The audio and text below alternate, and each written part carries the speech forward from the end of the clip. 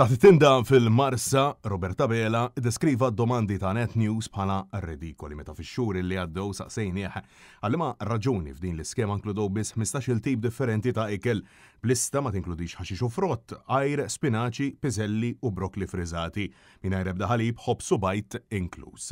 Intom raħsitilkom ix-xirja? Skont il-mara tiegħi. Għolja ħafna. Jiena immur nixtri bħalma jmorru kollha. Ma nara xejn differenza fil-prezzijiet. Lo xoħsu prezzijiet. Irdupjaw. Ħossi li raħsu l-prezzijiet. Insomma, ma naħsibx ta'. Allura bl-iskema stabilta ma morx aħjar?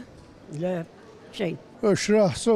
Minkejja dawn ir-realtajiet il-Prim Ministru qed jgħid li l-iskema stabilta hi biżżejjed. Waqt l-attività politika tal-Labor li saret fil-Marsa tkellem fost oħrajn il-Ministru Ian Borg li faħħar lill-4 membri parlamentari Ewropej Laburisti li servow matul din l-aħħar leġislatura. Kulħadd jaf x'għamlu meta kellhom il-mument tal-prova u kulħadd jaf x'għamlu l-4 Europarlamentari illi aħna kellna matul din il-leġislatura. Eliksa Ġussaliba fl-aħħar xhur ħada kontra l-importaturi Maltin u Awċin b'ċanfira mill-Ewropa u oħra mill-Kamra tal-Intrapriżi Żaru Medji. Cyrus Engerer, illi mhux se jkontesta, ħareġ u biex jimbotta l-abort.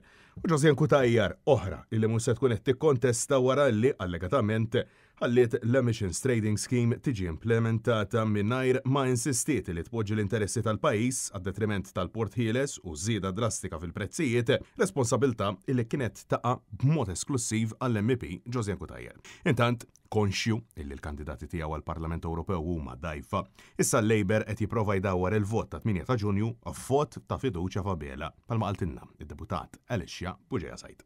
Ejjew naraw ftit x'joffri Partit Laburista fil-Gvern. U għalhekk irridu nkomplu nikkonvinċu lin-nies. Ejjew l-aħwa ħalli fit-8 ta' Ġunju nagħtu vot ta' appoġġ, nagħtu vot ta' support lill-Prim Ministru ta' Malta Roberta Bela. Francesco Catania, għal Net News.